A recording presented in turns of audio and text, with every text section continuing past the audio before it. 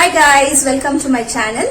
So இன்னைக்கு வந்து எங்க சித்தி வந்திருக்காங்க ஊர்ல இருந்து. ஸோ லஞ்ச் வந்து அவங்க தான் செய்ய போறாங்க எங்க வீட்டுல. அதை அவங்களோட நாங்க ஷேர் பண்ணலாம் அப்படின்னு சொல்லிட்டு தான் இந்த வீடியோ எடுக்கிறோம். ஸோ என்ன பண்றது நம்ம பார்க்கலாம், அவங்க சொல்லுவாங்க. ஹாய், நான் வந்து திருநெல்வேலியில இருக்கிற ஒரு கிராமம்னு சொல்ல முடியாது, சிட்டின்னு சொல்ல முடியாது, காவல் கிணறு எங்க ஊர் பேரு. அங்க இருந்து எங்க அக்கா வீட்டுக்கு வந்திருக்கேன். இது எங்க அக்கா பொண்ணு ஜெனிஃபர்.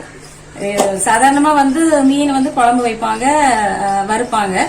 இது வந்து அவியல், அவிச்சு எடுக்கிறது. அதுதான் நான் இப்ப பண்ண போறேன். அதுக்கு தேவையானதெல்லாம் வந்து ஃபர்ஸ்ட் சொல்றேன். இது செய்ய தேவையான பொருட்கள் வந்து இது வந்து மசாலா. இது வந்து காஞ்ச மிளகாய், மல்லி, சீரகம், கொஞ்சம் மிளகு, அப்புறம் வந்து மஞ்சத்தூள் எல்லாமே கலந்துருக்கு. இதுல தேவையான அளவு உப்பு, கருவேப்பிலை, ஒரு தக்காளி. இப்ப நம்ம எடுத்திருக்க அந்த ஒரு 1/2 கிலோ மீனுக்கு ஒரு தக்காளி, 2 கருவேப்பிலை, ஒரு எலுமிச்சம்பழம் அளவு புளி கரைச்சி வச்சிருக்கேன். தேவையான தண்ணி அது மட்டும் எடுத்து வச்சிருக்கேன். சரி, இப்போ என்ன மீன் எடுத்திருக்கியா? சங்கரா மீன். சரி, இது இப்போ எப்படி செய்யலாங்கிறத பார்க்கலாம். ஃபர்ஸ்ட் ஸ்டவ் எல்லாம் ஆன் பண்ண வேண்டாம். தேவையான அந்த மசாலா, தக்காளி, பச்சை மிளகாய், தேவையான அளவு உப்பு, 2 பச்சை மிளகாய். ஆமா, 2 பச்சை மிளகாய், ஒரு தக்காளி, அப்புறம் புளி கரைசல் கரைச்சி வச்சிருக்கேன், ஒரு எலுமிச்சம்பழம் அளவு. இப்ப ஸ்டவ் ஆன் பண்ண வேண்டாமா? அதுக்கு ஸ்டவ் வந்து அதுக்கப்புறம் பண்ணா போதும். இப்ப ஃபர்ஸ்ட் வேண்டாம். ஓகே, இதை கொஞ்சம் நல்லா கரைச்சி வச்சுக்கோ. நல்லா எல்லாம் நல்லா கலங்கணும், கட்டி இருக்க கூடாது. ஆமா, தூள் எல்லாம் நல்லா கலங்கணும். கலங்கிடுச்சு. அப்புறம் இதுல கொஞ்சம் தண்ணி கொஞ்சமா சேர்த்துக்கணும். இது வந்து அவிச்சு எடுக்கிற மாதிரி குழம்புனால அவியல் மாதிரி. ஆமா, அவிச்சு விடணும். இந்த நேரத்துல நீங்க உப்பு பார்க்கணும்னா பாத்துக்கலாம். சரி,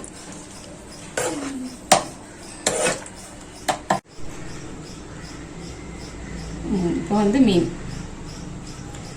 மீனை இப்படி எல்லாம் இப்படி பரவலா அடுக்கி வச்சுக்கலாம்.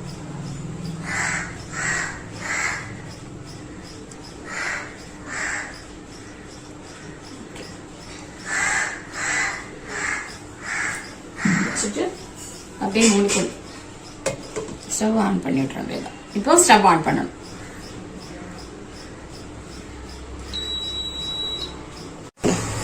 இப்போ ஒரு 4 நிமிஷம் ஆயிடுச்சு.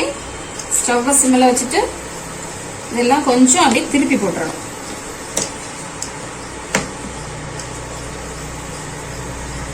நான் அப்படி உடையாம திருப்பி போடுறேன். அந்த மீன் கொஞ்சம் உடையும், மெதுவா அப்படியே திருப்பி போடுறேன்.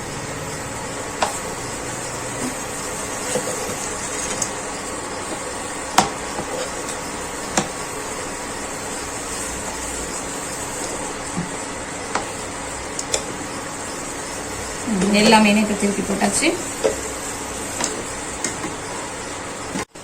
இப்போ வந்து கருவேப்பிலையும் மேலே போட்டு திருப்பி ஒரு 3 நிமிஷம் மூடி வச்சிடலாம். ஓப்பன் பண்ணுங்க, ஸ்டவ் ஆஃப் பண்ணிடுங்க. கரெக்டா வந்திருக்கு. இந்த தண்ணி எல்லாம் வத்தி நல்லா சூப்பரா வந்திருக்கு. சரி, நீ டேஸ்ட் பண்ணி பாரு. பாரு எப்படி இருக்கு பாரு. நல்லாதான் இருக்கும், பாக்குறதுக்கு நல்லா இருக்குல்ல. பாக்குறதுக்கு இந்த தண்ணி எல்லாம் வத்தி டேஸ்ட் பண்ணி பாரு. பார்க்கலாமா? பாரு. நான் தான் எப்பவுமே செஞ்சு சாப்பிடுவேன். எனக்கு இன்னைக்கு நீங்க செஞ்சிருக்கீங்க. கெஸ்ட் இல்ல? ஆமா, நல்லா இருக்குல்ல, சூப்பரா இருக்கு. இந்த பச்சை மிளகாவுடைய அந்த ஜூஸ் இறங்கி இருக்கும். கரெக்ட். தக்காளி எல்லாம் நல்லா ஸ்மாஷ் ஆயிருக்கு, சூப்பரா இருக்கு. அதெல்லாம் நல்லா இறங்கி வந்திருக்கும். இதே டைப்ல வந்து வாழை மீன் சொல்லுவாங்க, அதையும் செய்யலாம். அது செய்யும் போது இதே மெத்தட் தான். கடைசியில அது வந்து கொதிக்க விடும்போது கொஞ்சம் வந்து ஒரு வெந்தயம், கொஞ்சம் ஒரு 1/2 ஸ்பூன் வெந்தயம் வறுத்து அதுக்கு மேலேயே போடணும். ஏன்னா அந்த வாழை மீன் வந்து கொஞ்சம் கேஸ் இருக்கும், அதனால அந்த வெந்தயத்தை வறுத்து போட்டு இதே மெத்தட், இதே டைமிங் எல்லாமே இதுதான். அது கூட ரொம்ப நல்லா இருக்கும். இது எதுக்கெல்லாம் யூஸ் பண்ணலாம். இது வந்து பருப்பு சாதம், சாம்பார், ரசம் எல்லாத்துக்குமே நல்லா இருக்கும். இட்லி, தோசை வந்து இந்த கிரேவி தொட்டு சாப்பிடறதுக்கு சூப்பரா இருக்கும். ரொம்ப பருப்பு சாதத்துக்கு ரொம்ப பருப்பு சாதம் ஃபர்ஸ்ட் பெஸ்ட். பருப்பு அண்ட் ரசம் தான் ரொம்ப சூப்பர். சோ இந்த டிஷ் உங்க எல்லாருக்கும் பிடிச்சிருக்கும்னு நினைக்கிறேன். கண்டிப்பா பிடிச்சிருந்ததுன்னா ட்ரை பண்ணுங்க. இந்த சேனல்ல வந்து கண்டிப்பா சப்ஸ்கிரைப் பண்ணுங்க. இந்த வீடியோ பிடிச்சிருந்ததுன்னா கண்டிப்பா ஒரு லைக் கொடுங்க. அதே மாதிரி நான் நிறைய ரெசிபி அவங்க கிட்ட கத்துட்டு இருந்திருக்கேன். வீடியோஸ்ல நான் ஷேர் பண்றேன். Thank you.